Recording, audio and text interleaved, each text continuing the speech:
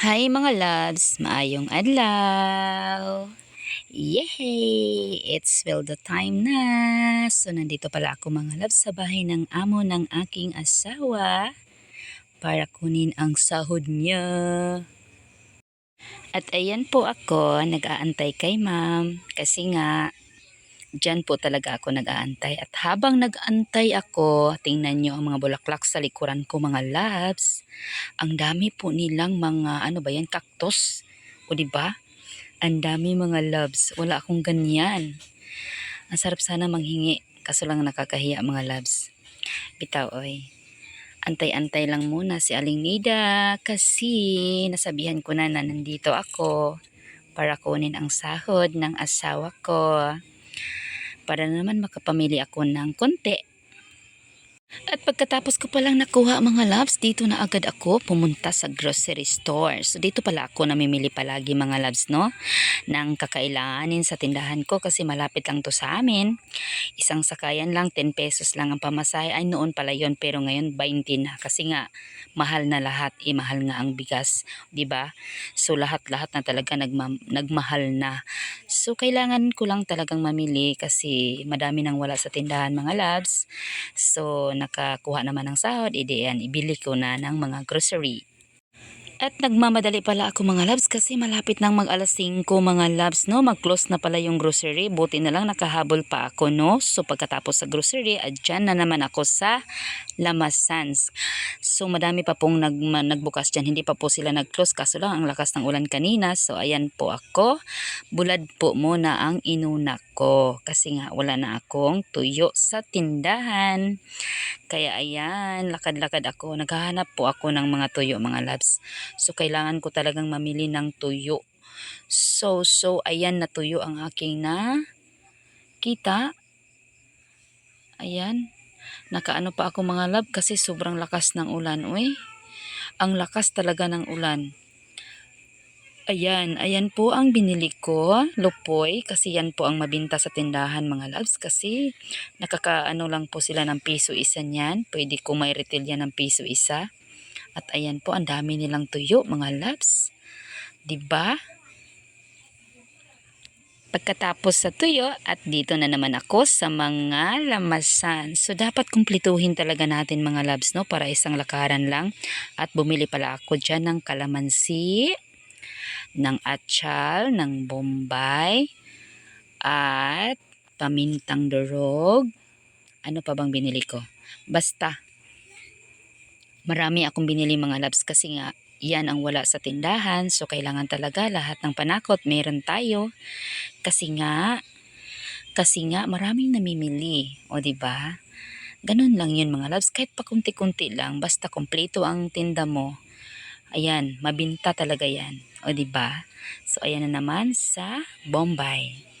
So ganyan ako, mga maliliit ang pinipili ko mga loves kasi ang mga tao dito na kasagara binili nila is 5. At ayan na pala ako mga loves.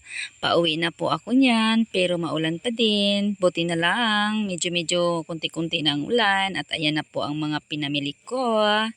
Grocery at mga panakot. So nakasakay na pala ako mga loves, no? At ayan ako. Nakuha ko pang mag-video-video kahit maulan mga loves.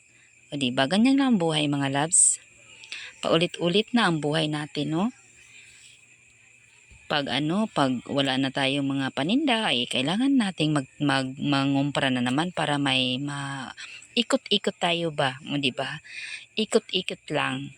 Iikot-ikot lang natin ang ating negosyo para tayo ay makabili ng pagkain sa araw-araw. Oh, sarap 'di ba magnegosyo mga loves, oy?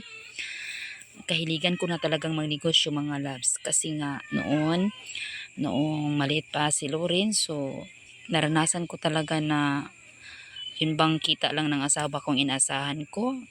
Wala akong ginagawa kaya simula noong nagnegosyo na talaga ako hanggang ngayon, hindi ko talaga hininto yun. Kasi maganda talaga siya. Okay lang yan, magkakautang tayo. Ganun naman talagang mga negosyante, nangungutang naman talaga. Pero pag nagbayad ka, di okay lang yun.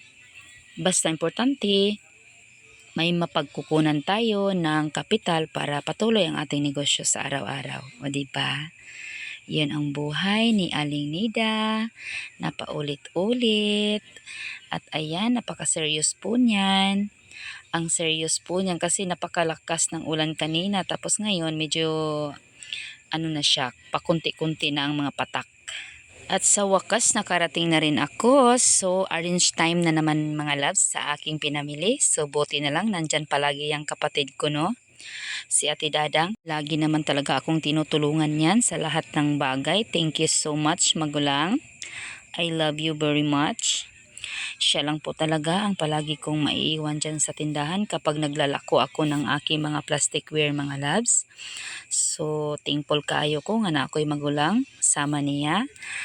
I love you so much, Ate Dadang ko. Sana palagi lang tayo, tuloy-tuloy ang buhay. Gano'n naman talaga, kailangan talaga nating kumayod para makakain.